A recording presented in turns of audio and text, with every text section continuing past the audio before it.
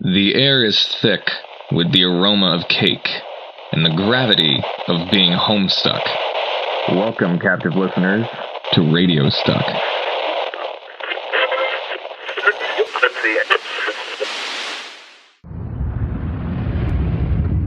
Shoot, Dad's home. Oh, great. He's beating you to the mail. This presents a problem. If you go downstairs to get it, he will likely monopolize hours of your time. You decide to chill out up here for a while until the dust settles. Sometimes you feel you are trapped in this room. Stuck, if you will, in a sense which possibly borders on the titular.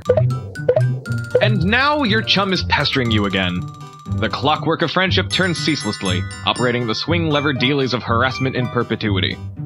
Whatever, the dude can just hold his damn horses. While you're holed up in your room for God knows how long, how about you examine some of those games you have on your CD rack? That's quite a collection you have there, John. Thank you. It's apparent that you've put countless man-hours into this assortment of quality titles, such as Bard Quest, The Caper Havers, Problem Sleuth, and It Don't Stop. What Pumpkin? Ghostbusters 2 MMORPG, Little Monsters, and Harry Anderson, Call My Bluff. But enough admiration of your various computer games. Let's take a crack at reading Colonel Sassacre's daunting text. Okay. You decide to consult with the Colonel's bottomless wisdom. Good grief, this thing is huge. Careful, John. You could accidentally kill a cat if you drop that. If you really want to dig into this hefty book, you will have to capture log it. You are not sure you are ready to log jam your other artifacts beneath it just yet. Speaking of random artifacts, did you ever get around to capture logging those fake arms of yours? What did you just say? I don't want to clog up my... Oh, Jesus. Whoops. Sorry.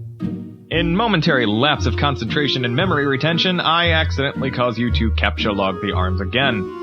That was totally unintentional, I swear. Sure.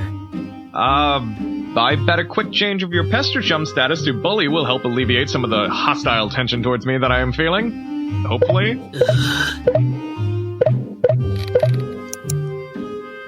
You don't think the situation is quite dire enough to go all the way to rancorous, but you still feel the pester chum client should reflect your mood change in some way. Bully will have to do, you guess.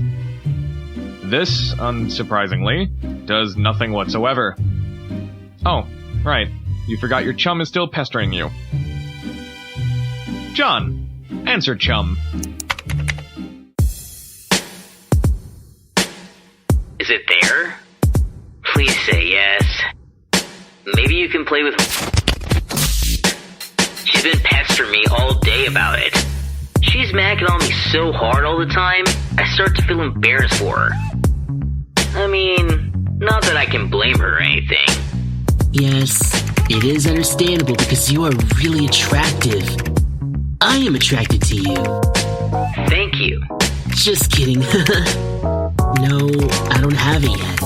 My dad has the mail and I guess I have to go get it from him and see if it's there. And I've been busy spending all afternoon shitting around my stupid Silodex. It's so frustrating. What's your modus? What? How do you retrieve artifacts from it? Oh, like, one at a time, I guess. And if I put too much in, something falls out. Stack? What is yours? Hashmap. My bro taught me a few tricks. He basically knows everything and is awesome. What the hell is that? You should probably brush up on your data structures. I guess. Did you at least allocate your strife specimens? No. It could free up a card for you. Plus, let you attack stuff whenever things get too hot to handle. Which is never. What have you got?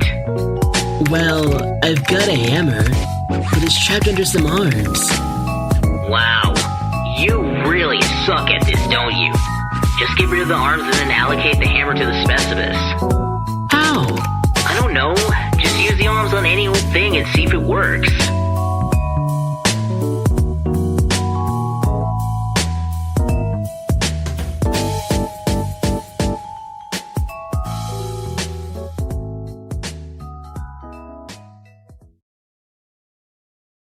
John, listen to your friend who types in red and combine the fake arms with the cake.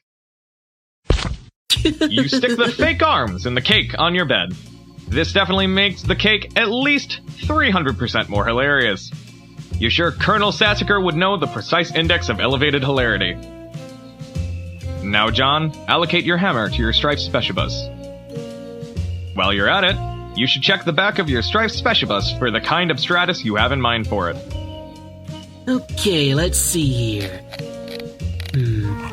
Pizza cutter kind, bad kind, plunger kind, yo-yo kind.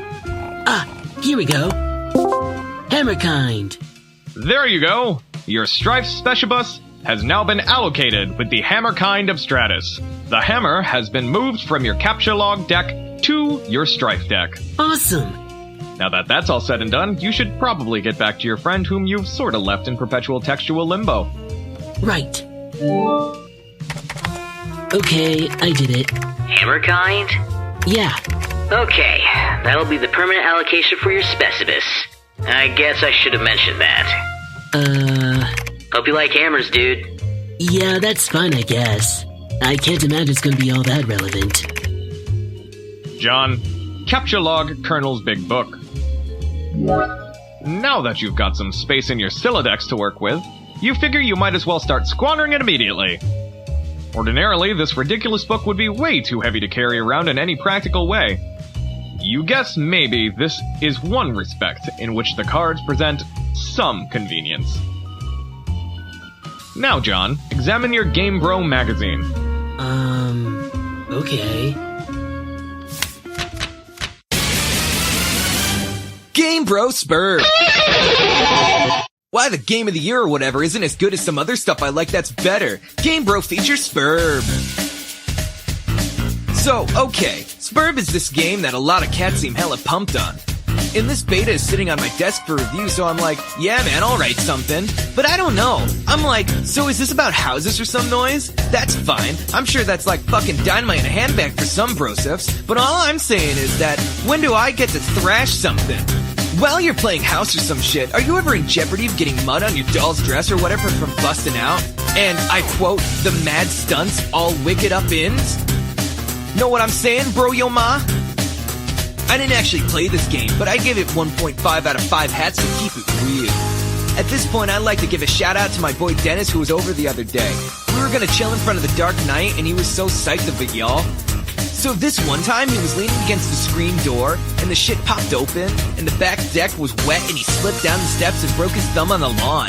It wasn't a long fall, but hey, I guess a thumb bone wasn't made for supporting the front of a huge, useless tool against wet grass. We never did watch Dark Knight on account of Ron trucking his bawling candy-ass girth to the hospital, but it's cool. I still got another watching me, Brotel Rwanda. Bro notes. Dennis was like so wasted. I mean, damn. Rating for Spurb, 1.5 hats out of 5. John, capture log GameBro. It might come in handy if you ever need something that burns easily. While you're at it, capture log that Magician's Hat as well. And with that, you expend your final card on the Magician's Hat. Ooh, what about those funny glasses of yours? Darn. Looks like you don't have a free card in your Silodex. However, you were able to merge the Beagle Puss with the Magician's Hat to create a clever disguise. Now, John, don your new disguise and bamboozle your father. John? Who is this John you speak of? You are quite certain there's never been, nor ever will be. Yeah, this is a really shitty disguise. Who am I kidding? While you are wearing the items, they remain on the card, but it is temporarily removed from the deck, thus freeing up the cards beneath it. Can I go now? Yes, you are free to leave your room. You exit into the hallway. On one wall hangs a picture of a fella who knows how to have a laugh. A man after your own heart. You always thought he looked like Michael Cera, but your dad swears on the many hollowed tombs of Egypt that it is not. You're not sure about that, though. On the other wall is one of your dad's stupid clowns, or harlequins, as he is quick to correct anyone who would venture such brazen assumptions. Now, John, go downstairs. Betty Crocker. It would appear that your dad is no doubt concocting some confectionery witchcraft in the kitchen. Looks like this mission is going to be more difficult than you imagined. Now, John, admire the shelves full of fanciful harlequins. You check out the shelves of fanciful harlequins. Look at this fucking garbage. It is apparent that you really hate this stuff. Funny is funny, but your dad can be a real cornball. Sometimes at night, you pray for burglars. John, examine fireplace. A bright orange flame flickers in the fireplace. It doesn't matter that it's April and not terribly chilly outside. In a home, a fireplace needs a fire. Because that's what a fireplace is for. A fire belongs in a fireplace, damn it. Categorically, at all times, without exception. As domestic myth of unaccountable origin holds, a home borrows the spirit of the flame for as long as it makes a guest of it, much as the moon takes liberty with the sun's rays. The moon's an errant thief, and her pale fire she snatches from the sun. Mark Twain. You are almost certain Mark Twain said that. Speaking of classic literature and all things Mark Twain, you should consider, for absolutely no reason at all, tossing your GameBro into the fire. Do it, John. Do it. What weird but compelling words you speak. I shall go forward with this requested action. It doesn't burn as quickly as you hoped. Each GameBro magazine is guaranteed to be printed on 40% recycled asbestos. For big ups to Mother Earth, yo. As the old saying goes, ashes to ashes, dust to dust. Respecting and remembering your departed elders is an absolute must. Now, John, fondly regard the cremated ashes of your dearly departed Nana. You examined the sacred urn containing your departed Nana's ashes. When your father gives her portrait a wistful glance now and then, you can tell it brings back painful memories. A tall bookshelf, a ladder, an unabridged Colonel Sassacre's. He never wants to talk about it. Oh, Nana. Nana! You clumsily mishandled the sacred urn. Ash is everywhere. In retrospect, upon mulling cinematic tropes regarding ash-filled urns, this outcome was a virtual certainty. You'd probably better clean it up before Dad finds it. But first, and more important than cleaning up the dust particles of cremated loved ones, combine your father's pipe with your clever disguise. Now, John, examine that suspiciously large present in the middle of the room. Contemplating what could be inside this package is sort of exciting, but it makes you a little nervous at the same time. Proceed with caution, John. Oh, hell no. How about we ignore this jovial monstrosity for a few minutes and get back to cleaning up Nana's ashes? First, you prop the Harlequin doll up on the couch. Having it in the middle of the floor sprawled out all akimbo like that struck you as unseemly. You capture log the ashes to your available card. Now, John, combine the ashes with the urn. You merge the sacred urn with the ashes. Most of the ash is back in the urn, but it's a total mess. Really, it probably would have been tidier if you just use a broom and dustpan. Now, carefully this time, put the urn back where it was. No one will be the wiser. Yeah, except maybe 4 people with eyes. Say, John, has anything been done with those fake arms of yours yet? I don't think so. Okay, go get them. Okay. You just got another brilliant idea for something to do with those pointless arms. You pry them out of the cake and capture log them. Looks like Pester Chum is acting up again. Now, John, examine the 3rd and 4th walls of your room. The 3rd and 4th walls of my... Whoa! Neat.